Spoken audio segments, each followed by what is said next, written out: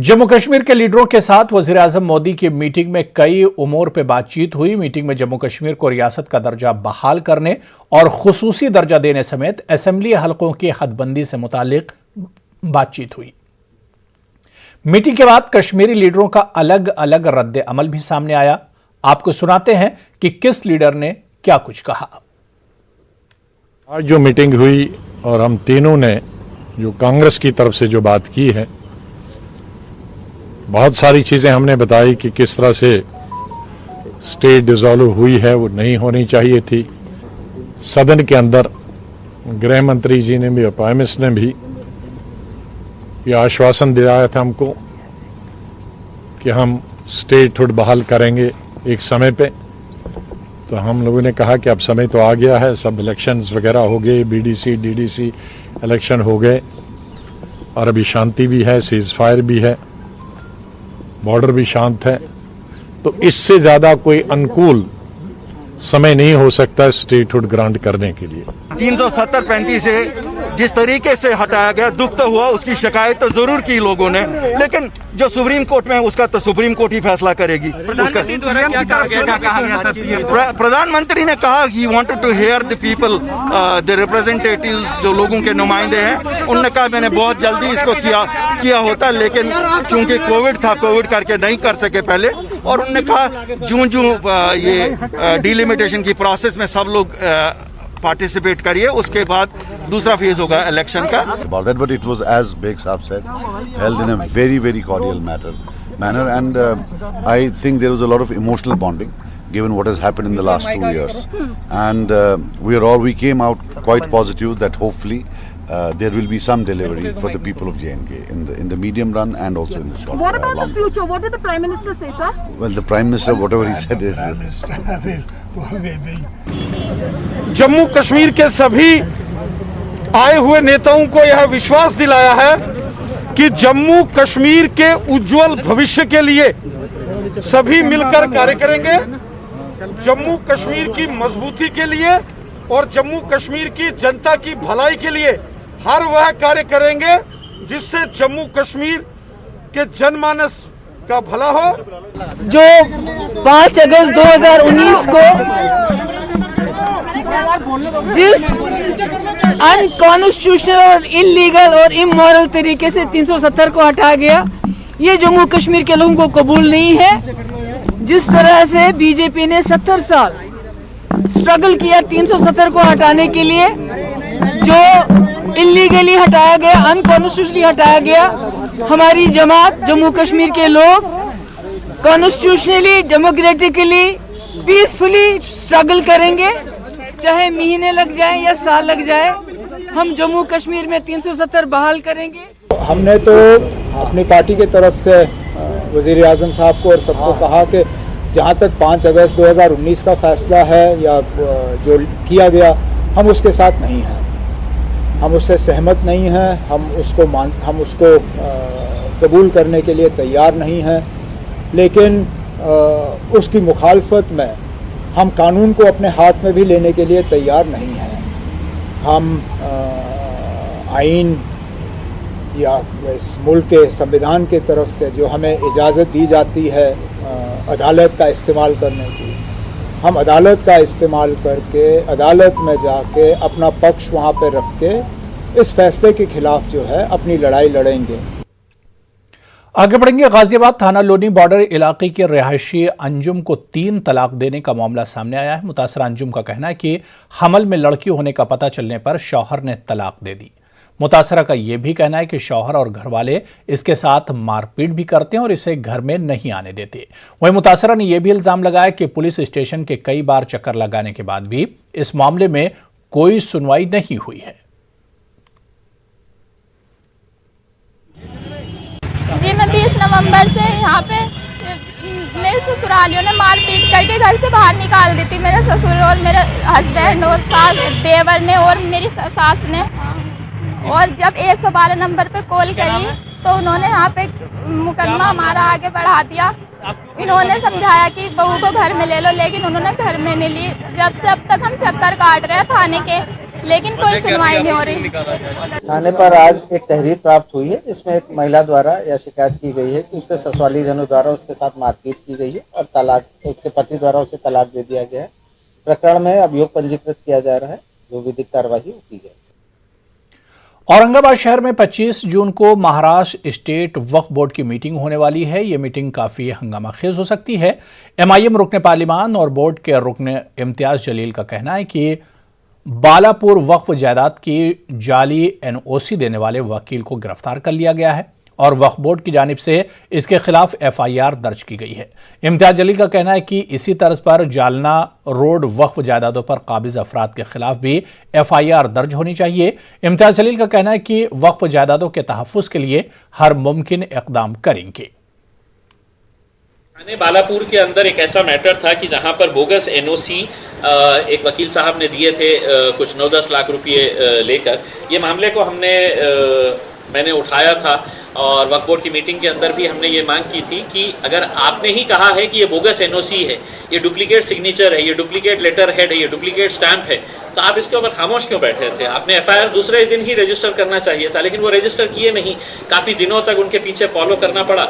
आखिरकार वो एफआईआर थाने के अंदर रजिस्टर हुई।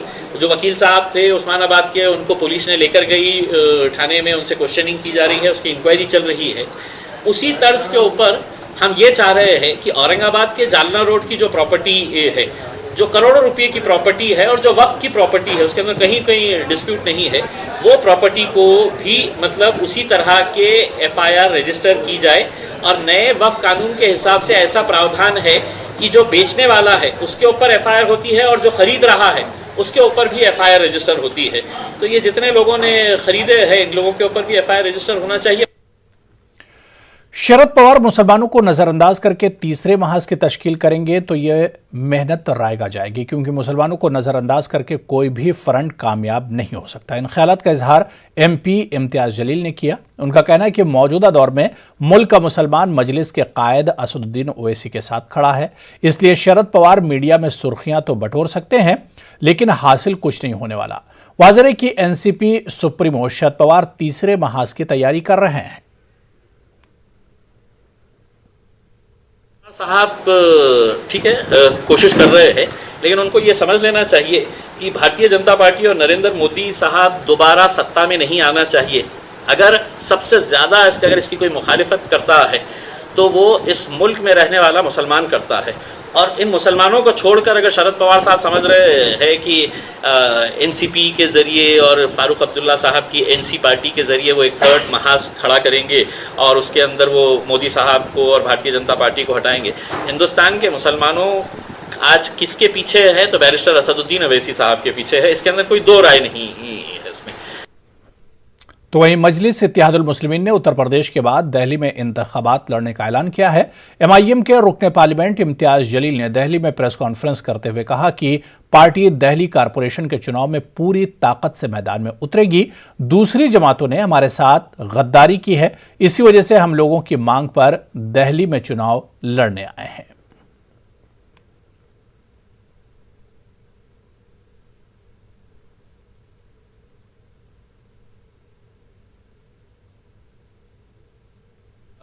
मजलिस इत्तेहादुल मुस्लिमीन दिल्ली में पूरी ताकत के साथ आ रही है और हमने दिल्ली के हमारे जो जिम्मेदार है पार्टी के हमारे प्रेसिडेंट कलीमुल्लाह साहब को ये जिम्मेदारी सौंपी है कि यहाँ पर अच्छी एक यूनिट तैयार करें। पिछले कई सालों से हमने ये देखते आए हैं कि हमने हर एक को आजमाया है, लेकिन कहीं ना कहीं हर एक ने हमारे पीठ में खंजर घोंपने का काम किया है। तो ऐसे हालात के अंदर अब लोगों की ये ख्वाहिश है, लोगों की ये मांग है कि मजलिस इत्तेहादुल मुस्लिमीन ने अब इस मुल्क की राजधानी दिल्ली के अंदर भी आना चाहिए। और लोगों की मोहब्बत, लोगों का जोश देखकर यकीनन हमने फैसला किया है कि हम पूरी ताकत के साथ जिस तरह हम धीरे धीरे अपने कदम बढ़ाते हुए जा रहे हैं और सिर्फ इलेक्शन लड़ नहीं रहे हैं बल्कि इलेक्शन जीत भी रहे हैं।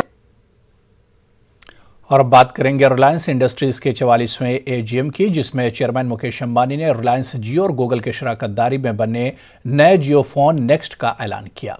साथ ही मुस्तकबिल में ग्रीन एनर्जी पर जोर देने की बात कही। चेयरमैन मुकेश अंबानी ने कहा कि कोरोना वबा के बावजूद पिछले एजीएम के मुकाबले हमने ज्यादा माली कामयाबी हासिल की। उन्होंने कहा कि कोरोना बहरान के दौरान हमारा पूरा रिलायंस खानदान मुल्क की खिदमत में जुटा हुआ है। हर एक मुलाजिम ने कोरोना के खिलाफ जंग में अपना किरदार अदा किया है।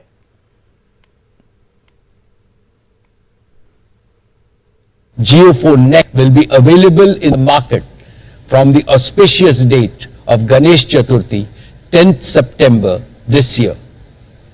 And as you have come to expect from Jio, it is my promise that JioPhone Next will be by far the most affordable smartphone, not just in India, but globally. से पाक रखने और माहौलियात के तहफ़्फ़ुज़ के लिए गुज़िश्ता बरस शुरू की गई 5000 किलोमीटर दूरी की गंगा यात्रा का इख्तिताम इलाहाबाद में हो गया। माहौलियाती तंजीम ग्रीन इंडिया फाउंडेशन और अतुल गंगा मिशन के मुश्तरका ताउन से यह मुहिम शुरू की गई। यह मुहिम गुज़िश्ता बरस 16 दिसंबर को इलाहाबाद के दरियाई संगम से शुरू की गई थी। गंगा के किनारे पैदल शुरू होने वाली इस मुहिम ने बंगाल के गंगा सागर से उत्तराखंड के गंगोत्री तक का सफर तय किया। गंगोत्री से वापसी पर यह मुहिम इलाहाबाद में इख्तिताम पजीर हुई। मुहिम में शामिल अफराद का कहना है कि गंगा नदी खतरनाक हद तक आलूदा हो चुकी है। उन्हें यह भी कहना है कि अगर वक्त रहते इसको आलूदगी से न बचाया गया तो इसका खमियाजा गंगा के किनारे बसने वाले करोड़ों लोगों को भुगतना पड़ेगा।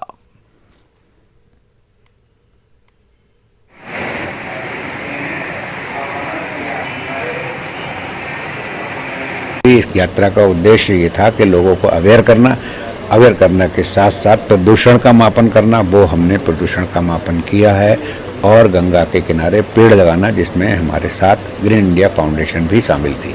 अब हमें आज महसूस हो रहा है कि गंगा को जैसा हम सोचते थे आज हमने वैसा गंगा को नहीं छोड़ा है। गंगा को हमने हर तरीके से लूट लिया है।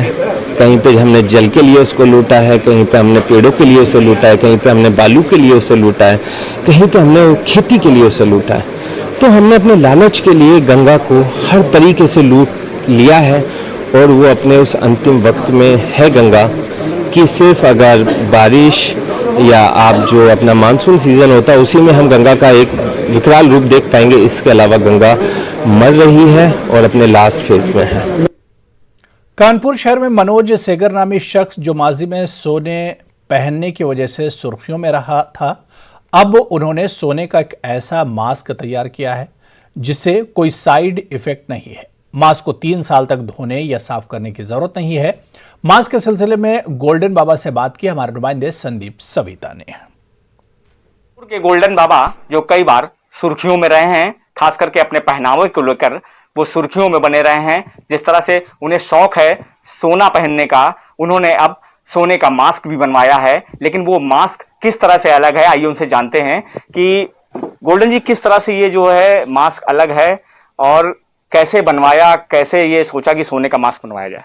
मंगलम भगवान विष्णु मंगलम गणध्वज मंगलम पुंडरीकांचाय मंगलाय तनुहरि। आजकल आप देख रहे हैं कोरोना काल में जो दूसरी लहर आई है, बहुत लोग संक्रमित हुए हैं और बहुत लोग काल के काल में चले भी गए हैं और इसके बावजूद लोग चेत नहीं रहे ना। चेतना आ रही कि मास्क लगाएं, मास्क लगाते हैं तो लटका लेते हैं, मास्क का तो रुझान ही नहीं है। तो हमने सोचा एक मास्क बनवाया जाए, अनोखा मास्क, और उसका प्रचार प्रसार किया जाए जनमानस के माध्यम से। सरकार की भी गाइडलाइन है 2 गज की शारीरिक दूरी, मास्क अनिवार्य रूप से जरूरी। तो एक जागरूक संदेश करने के लिए हमने अनोखा मास्क बनवाया है। अच्छा, एक चीज और है कि आपने जिस तरह से ये मास्क बनवाया है, क्या कि कोई विशेष डॉक्टरों की टीम ने इसको बनाया, वो भी शामिल थे कि कितना सुरक्षित है इसकी? इसमें डॉक्टरों की टीम का एक अनुसंधान था कि ये था कि सैनिटाइज जरूरी है, सैनिटाइज करें आप। तो अब सैनिटाइज के एक मित्र हमारे हैं भार्गव जी, डॉक्टर ने सैनिटाइज बनाते भी हैं करते भी हैं। तो हमने उनसे बात की तो बोले महाराज जी आप सैनिटाइज का लोशन से कोटिंग करा लीजिए। आप कोटिंग जैसे पेस्ट होता है, पेस्ट टाइप को बना दिया, पतला होता सैनिटाइज मोटा कर दिया और लगा दिया उसको, अब बहेगा नहीं ना, उड़ेगा वो। ये है। तो जिस तरह से आपने देखा कि ये गोल्डन बाबा जी हैं, इन्होंने कई तरह के आभूषण पहन रखे हैं सोने के जो हैं, और ये चांदी के जूते भी पहनते हैं, और अब उन्होंने सोने का मास्क बनवाया है। कानपुर से संदीप सविता, न्यूज 18 उर्दू। चलिए आगे बढ़ेंगे। मुंबई और महाराष्ट्र में कोरोना की बिना पर बकरीद की कुर्बानी का मसला दरपेश है। हुकूमत महाराष्ट्र की जानिब से कुर्बानी के मुतालिक गाइडलाइन जारी न होने की सूरत में मुसलमानों में बेचैनी पाई जा रही। इस मसले को लेकर एनसीपी लीडर सलीम सारंग की क़यादत में एक वफ्द महाराष्ट्र एनसीपी के सदर और हुकूमत महाराष्ट्र में काबीनी वजीर जयंत पाटिल से मिला। जयंत पाटिल की दरख्वास्त पर वज़ीर आला महाराष्ट्र उद्धव ठाकरे और नायब वज़ीर आला अजीत दादा पवार ने जल्दी ही कुर्बानी के मसले पर तबादला ख्याल के लिए एक मुस्लिम वफ्द से मुलाकात के लिए वक्त देने का वादा किया। सलीम सारंग का कहना है कि वज़ीर आला से तबादला ख्याल के बाद कुर्बानी के मसले का कोई मुस्बत हल निकलने की उम्मीद है। कुर्बानी कम्युनिटी की हमारी जो डिस्कशन हुई है वो जयंत पाटिल साहब के साथ मिलने गए थे हम लोग। उनसे मिलने के बाद उन्होंने इसको बहुत पॉजिटिवली लिया। जो भी बेचैनी मुस्लिम कम्युनिटी में कुर्बानी को लेके हुए, बकरीद को ले सेलिब्रेशन को लेकर, तो कल उनको हमारी तकलीफ़ है, हमने सारी चीज़ें बताई है। व्यापारियों की तकलीफ़ है जो लाना है इधर करना है, तो वो सारी बातें हमारी सुनकर उन्होंने बहुत पॉजिटिव लिया और उन्होंने हमको एश्योरेंस दिया है कि इस मसले पर वो सीएम और डिप्टी सीएम साहब से बात करेंगे और बात करके इसका मसले का जल्द से जल्द सॉल्यूशन निकालेंगे। इसके ऊपर जो भी प्रोटोकॉल में उनको करना है बेटर, जो मुस्लिम जमा समाज के लिए जो भी चीज़ें वो करेंगे इसको लेकर। जयंत पाटिल जी ने इस मसले पर सीएम और डिप्टी सीएम से बात की कि मुस्लिम डेलीगेशन से आप मिलिए और इनकी जो भी तकलीफ़ है इसको दूर करिए, और इनसे मिलकर जल्द से जल्द वो हमारे को टाइम देने वाले हैं इसको लेकर। तवील इंतजार के बाद आज कर्नाटक रियासती हज कमेटी के लिए नए चेयरमैन का इंतखाब अमल में आया। रऊफुद्दीन कचहरी वाले कर्नाटक हज कमेटी के नए चेयरमैन मुंतखब हुए हैं। बेंगलुरु में विकास सुधा में आज 14 रुकनी हज कमेटी की अहम मीटिंग हुई। चेयरमैन के ओहदे के लिए 2 उम्मीदवारों के दरमियान इलेक्शन अमल में आया। जेडीएस के रुकन काउंसिल BM फारूक को 5 वोट मिले, जबकि रऊफुद्दीन कचहरी वाले को 7 वोट हासिल हुए।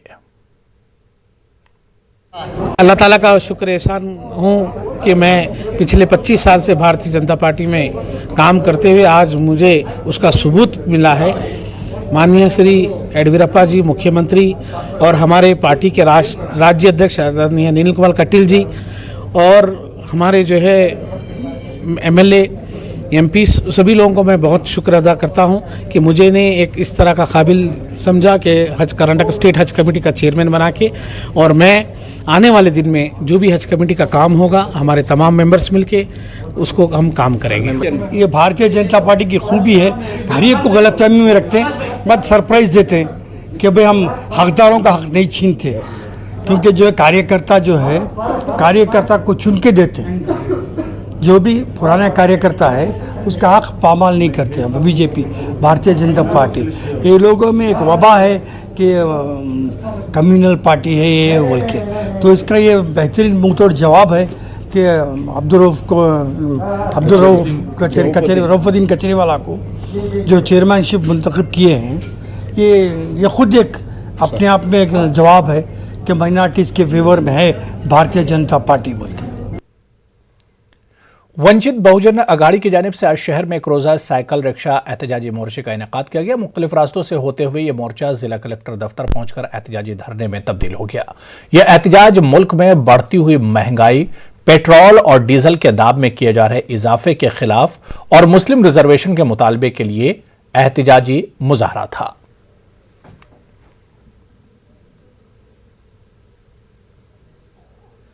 आज जो वंचित बहुजन आघाड़ी की ओर से हमने जिलाधिकारी कार्यालय के सामने धरना आंदोलन किया है, जो पेट्रोल डीजल गैस ये महंगाई, जो खाद्य तेल इसकी जो महंगाई बढ़ी है उसके खिलाफ हमने आज वंचित बहुजन आघाड़ी की ओर से तीव्र निदर्शन किए हैं। आज नांदेड़ शहर में महंगाई के विरोध में एक धरना आंदोलन रखा गया है। इस धरना आंदोलन का हेतु ये था कि जो महंगाई बढ़ रही है देश के अंदर, पेट्रोल डीजल और खाद्य तेल, जो गौर गरीब लोग जो 1.5 किलो छठा कत्ताव तेल खाते हैं, वो लोगों को आज वो तेल खाने को नहीं मिल रहा है। गुजरात के मारूफ ताजिर और मौलाना आज़ाद उर्दू यूनिवर्सिटी के साबिक चांसलर जफर सरेशवाला का कहना है कि तालीम के बगैर मुसलमान कभी तरक्की नहीं कर सकते। इसलिए उन्होंने मुसलमान बच्चों को ज़ेवर तालीम से आरास्ता करने के लिए तालीम और तरबियत के नाम से एक मुहिम शुरू की है। जफर सरेशवाला किस तरह मुसलमानों में तालीम की शमा रोशन कर सकते हैं, इसी सिलसिले में हमारे नुमाइंदे अरबाज अहमद खान ने जयपुर में उनसे खास बातचीत की। आजाद यूनिवर्सिटी के एक्स चांसलर जफर सरेशवाला आज जयपुर में है। एक बड़ा नाम है हिंदुस्तान में अकलियत की आवाज को लेकर के। पीएम मोदी के काफी खास रहे हैं और काफी बारीकी से तालीम को लेकर के बातचीत करते हैं। मौजूदा जो हालात हैं देश में, प्रदेश में अल्पसंख्यकों की चुनौतियां, तमाम चीजों को लेकर बात करते हैं। सर, आज आप जयपुर पहुंचे हैं, क्या हालात हैं मुल्क में जो अकलियत को लेकर के अक्सर आपने आवाज बुलंद की है, तालीम की आपने बातचीत की है, मौजूदा हालात और मौजूदा चुनौतियां आपके सामने हैं, कोविड भी है, ऐसे में क्या सिचुएशन है, किस तरीके से आप इन तमाम हालात को लेकर के अपना नजरिया, अपनी राय रखें? देखिए, मेरा जो जयपुर भी आज आना हुआ है वो इसलिए कि जो हम लोग एक इनिशिएटिव चलाते हैं जिसको तालीम और तरबियत कहते हैं हम, और वो अब तक हमने अल्हम्दुलिल्लाह पिछले 6 साल में 48 शहरों में किया। लास्ट हमने अप्रैल में श्रीनगर में किया था, उससे पहले हमने दिसंबर में अयोध्या में किया था।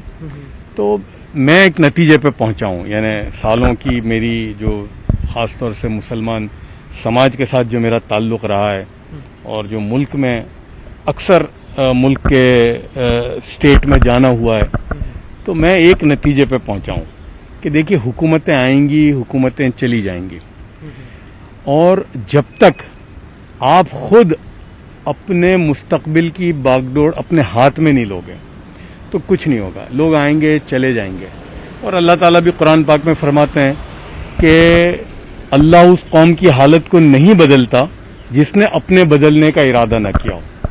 तो मैं नतीजे पे पहुंचा हूं कि भाई हमको तालीम को लेकर, क्योंकि देखिए मसले तो बहुत हैं, जो आपने कहा सैकड़ों मसाइल हैं हमारे, लेकिन किन किन को, तो कहां से शुरू करें?